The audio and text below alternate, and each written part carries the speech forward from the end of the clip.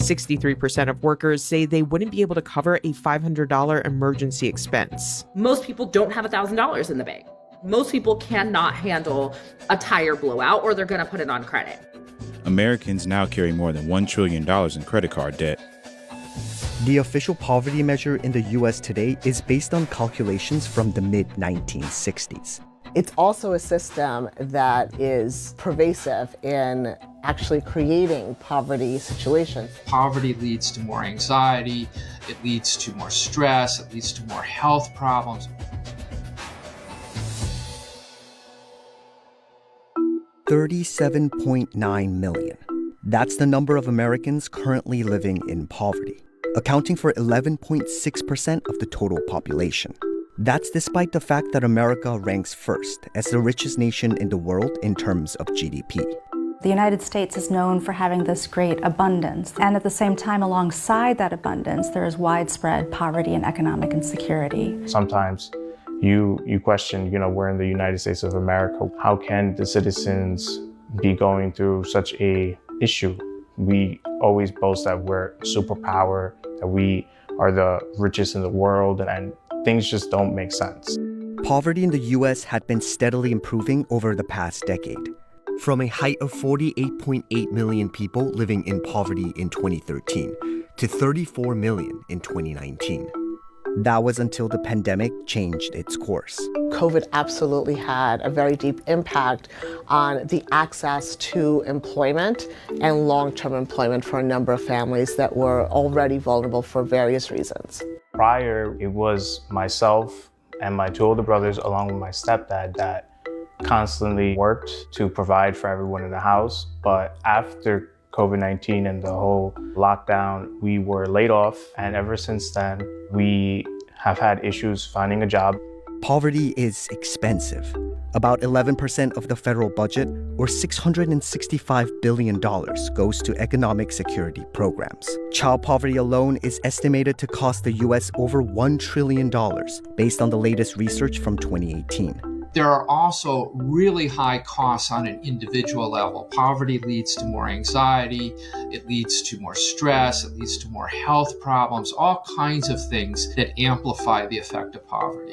The feelings that you would usually encounter when you're in this position is mostly depression. Why can't I find a job? Why are we in this situation? We're trying our best, and sometimes it's just falling back down on our face.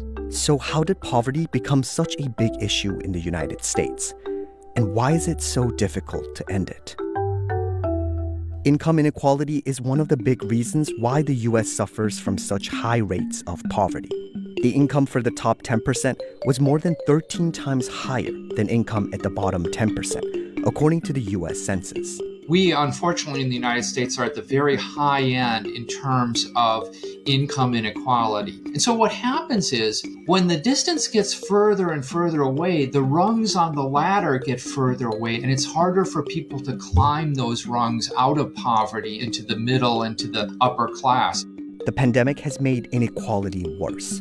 The Gini index, which measures the nation's income inequality, rose for the first time in a decade by 1.2% in 2021. The reason the pandemic has made that worse is because when you talk to large organizations, corporations, what they saw was that staff was leaving, but they had a response to that, right? Their response was, let's give bonuses, let's give raises. Many organizations, many small businesses, government, they don't have that luxury. So inflation has kept up with the money that most people in the 1% have made, but it has deepened and widened the gap between those that have money and those that do not. Research by MIT estimates that the living wage in the United States is $24.16 per hour for a family of four. But the federal minimum wage is set at $7.25 per hour.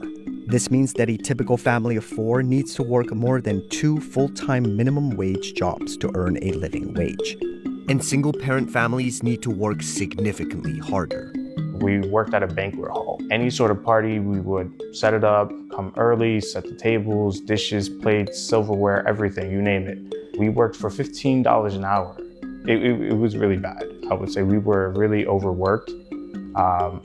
13-hour shifts sometimes. We were really frustrated with where we were, but at the same time, it was like, what do we do if we leave?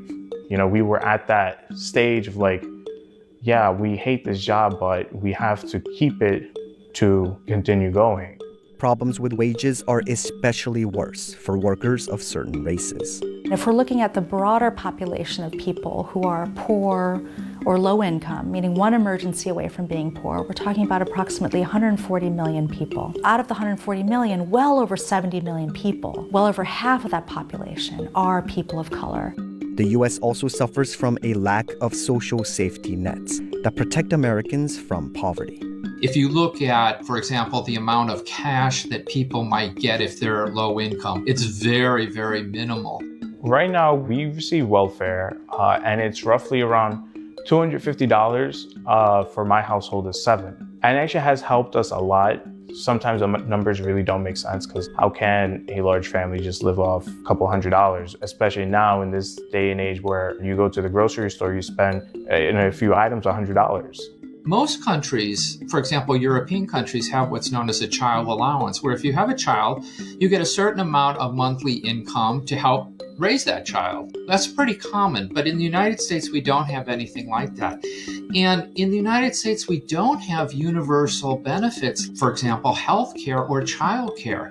It's also a system that many times is pervasive in actually creating poverty situations. So I'll give you an example. If I'm eligible for Medicaid today, and I'm also eligible for cash assistance, and I'm also eligible for SNAP, if I get a job that provides me even a little bit closer out of poverty, I lose all those benefits immediately, which means that I'm incentivized, if I need health care for my children, and I have a job that's not going to provide it right away, to not look for employment that is going to pay me an amount that's going to make me ineligible for certain benefits, right? So while people are working really hard for upward mobility, the systems that we have in place don't give them the grace to be able to come out of poverty and provide their own agency to actually create the opportunity for upward mobility.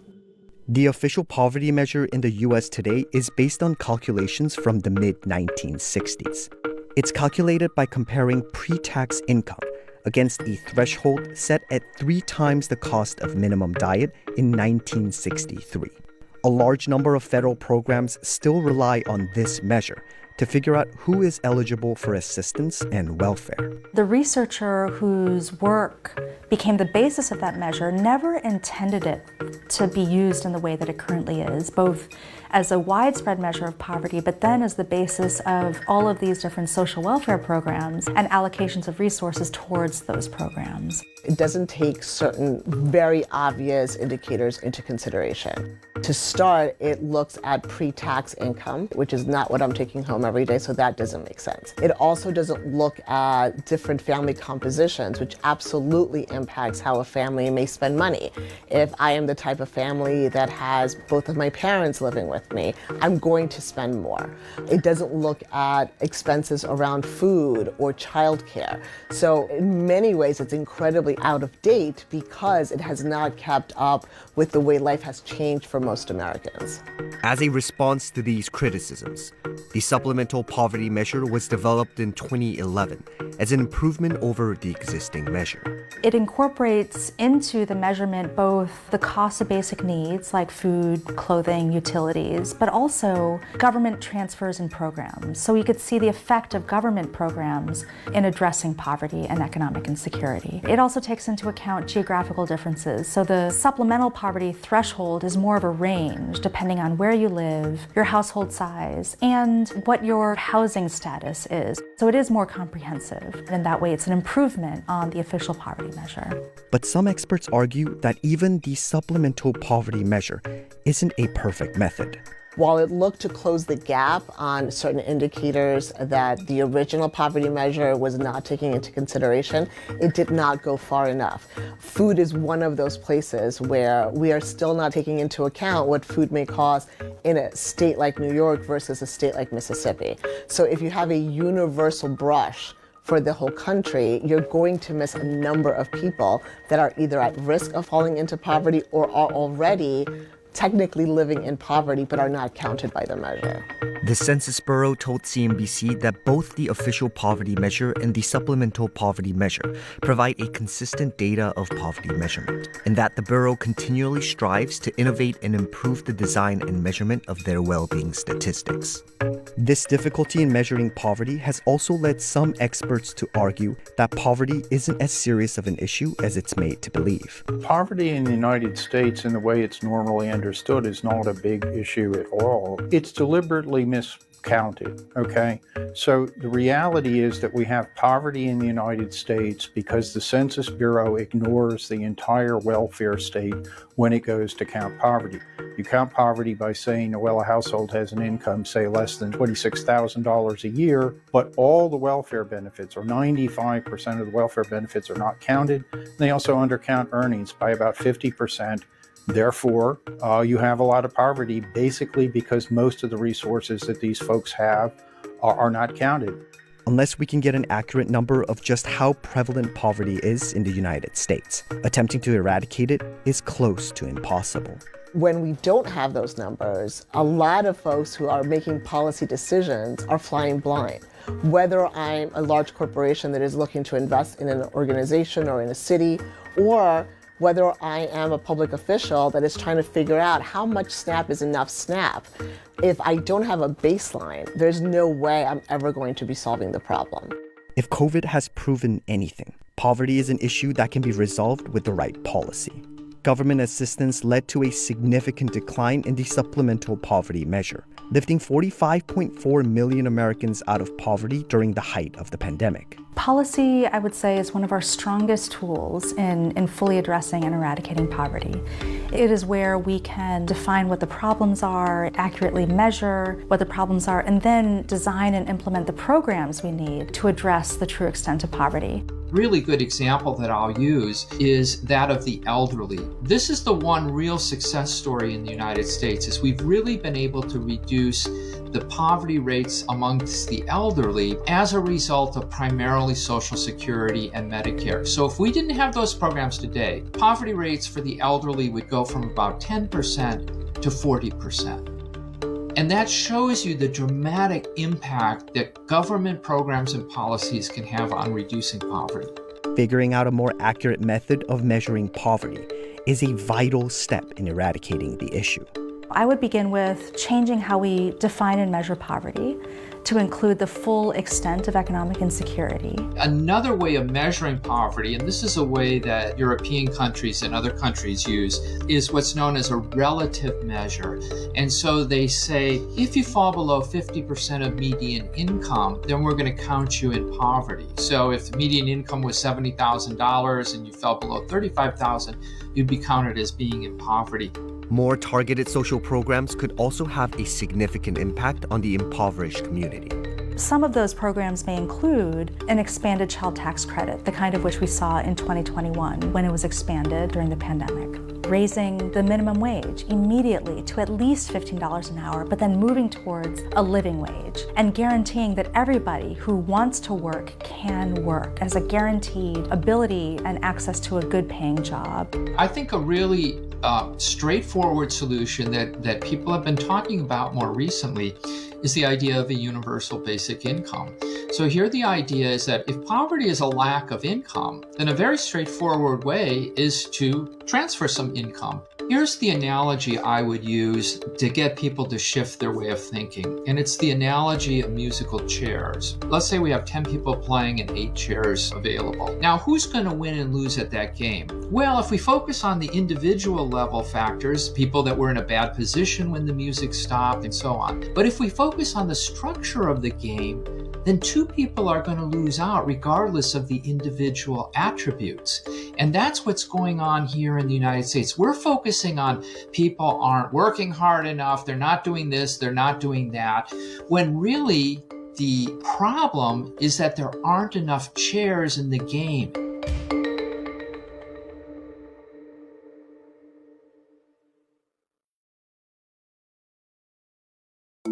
More than half of Americans with an income of $100,000 a year or higher say they're living paycheck to paycheck. This may be the result of a sneaky behavioral phenomenon called lifestyle creep.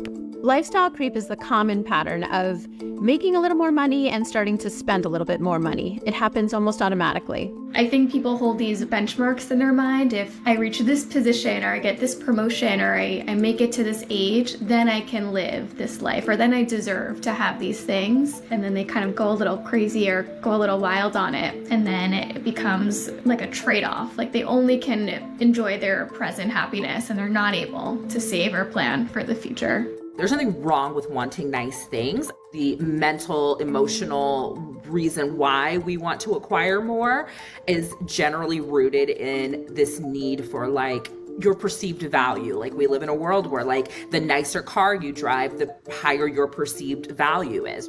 6 out of every 10 people surveyed said that paying for everyday expenses negatively impacted their mental health. It does take a lot of joy from just life and always being in this scarcity mindset when there isn't necessarily scarcity to fear. Here's why Americans feel like they're constantly struggling to keep their paycheck, even when they start making more money. Say you get a new job and you have a little bit of a pay bump. Suddenly there's a little more room in your budget. Maybe you do some small upgrades, like you eat out rather than cook at home, or buy those Taylor Swift tickets, or upgrade your music subscriptions. Anything like that is an example of lifestyle creep. It's just these little upgrades that are very hard to undo financially or even psychologically once you've made them. A lot of people have this scarcity mindset around money, and they spend so much of their lives saving. And so there can be this point where if you're constantly saving your whole life and then you finally reach this marker of financial success, or you finally reach this big paycheck number, you feel like you finally deserve to enjoy your life. The idea that people save and they just hit a point where they feel like they deserve it, I fully disagree with that. Most people don't have $1,000 in the bank. Like most people cannot handle a tire blowout, or they're going to put it on credit. There's no financial literacy, no financial education that happens. The average person does not think about lifestyle inflation at all. I think it's something that's not even on the average person's radar. Coming out of the pandemic, there was this strong desire to go out and splurge on experiences, maybe take a trip. This is often referred to as revenge spending or revenge travel. Research shows that young adults are particularly susceptible to this. They feel discouraged by higher prices and, making ends meet. So they might feel like they'll never have enough money to retire anyway. They might as well enjoy themselves now. Unlike perhaps their parents were, young adults need to be more responsible for their retirement because a lot of the safety nets that maybe their parents had, like a pension, no longer exist or are extremely rare. So they need to contribute to their own 401k if they want to shore up their financial security. There's something about spending a little more than we should that can feel like rebellious or bad. And it often can be a reaction to our family culture around money, or parentified or internalized rules around what we can give ourselves. And some people might overspend as like revenge against these rules, and some might look at someone who's overspending and think and kind of label them as all bad or all good. And there can be a lot of guilt and anxiety around the consequences. Spending is a way for us to meet one need when another isn't met. I was 19 years old when I entered my first corporate job. I was still figuring out how to adult as well as how to be in this, corporate world, make an income, which for sure led to overspending. I was sad, so I would shop. I was getting serotonin through shopping. Then that led to me accumulating over $30,000 of credit card debt. And I had to figure out how the heck I was going to pay that off. When your spending is dictated by emotions or depriving yourself or holding back your needs, that's when it becomes problematic.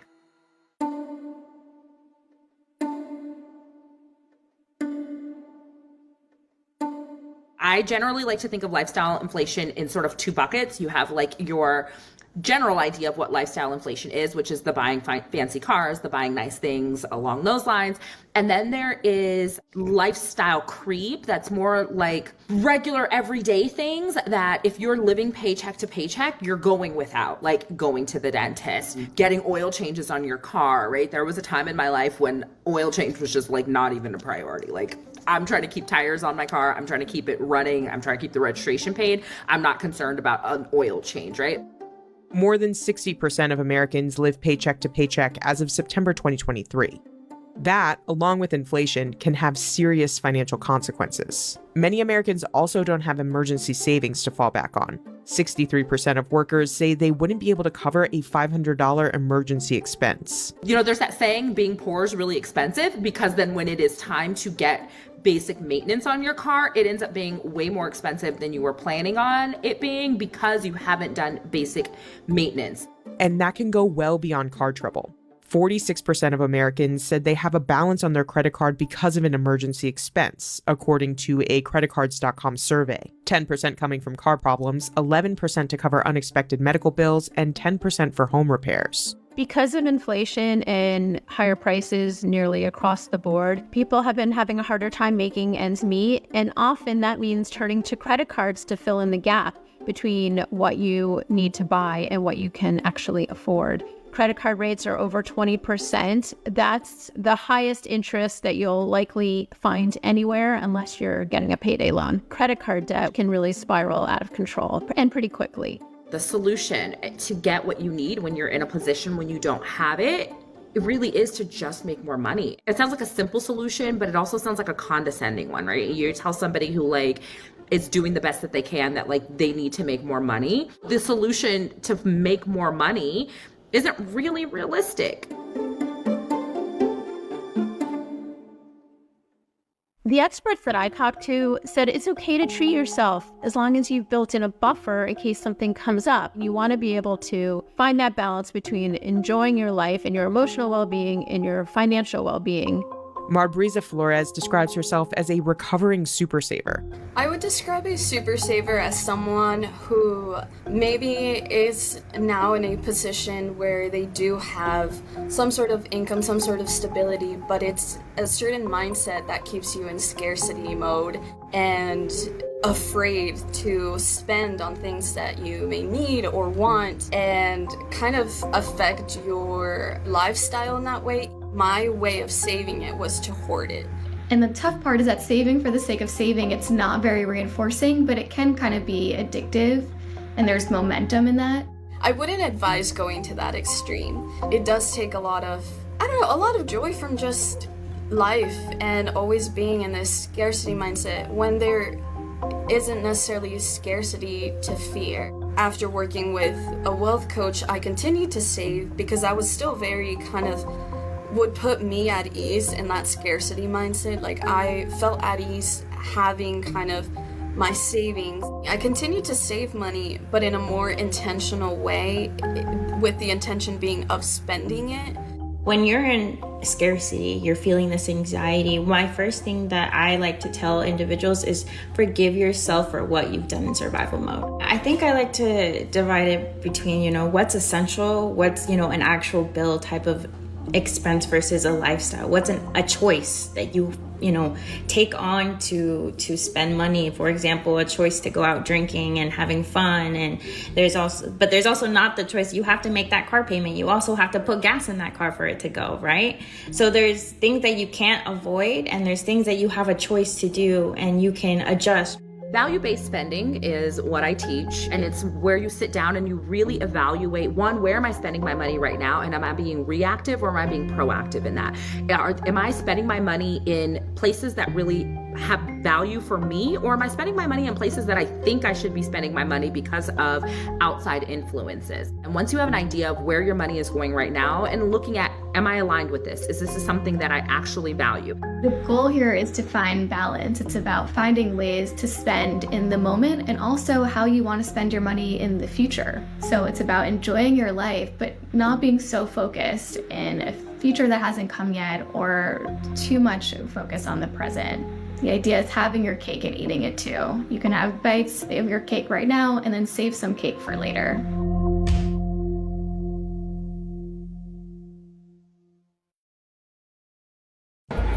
The U.S. economy has been on recession watch for months now, and so far, the all-important American consumer has been holding strong, keeping those recession forecasts from becoming true. Consumer is still spending. Consumer is in better shape. If they have money, they're going to spend it. Consumers continuing to be resilient. The consumer health has been resilient so far this year. Consumer resilience is about to be tested. Americans now carry more than $1 trillion in credit card debt going into the holiday shopping season. The Federal Reserve's rate hikes have caused average interest rates for credit cards to spike to more than 22%. Rates on retail credit cards are even higher, nearing 29% on average.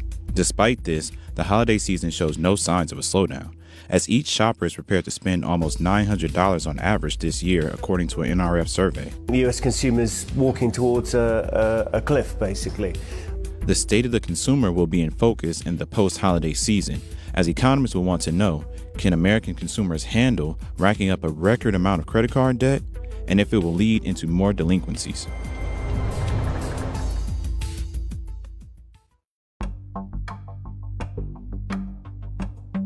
This is the first time credit card debt has topped $1 trillion in America. That amount includes both revolving balances and balances paid off at the end of the billing cycle. Consumers are increasingly reliant on credit cards to finance purchases of everyday goods and services, and that's because they're just getting a lot more expensive. At the same time, their wages are not increasing at the same pace as inflation, and that makes it more difficult because as the credit card balance increases, it can be more challenging for consumers to pay down that debt.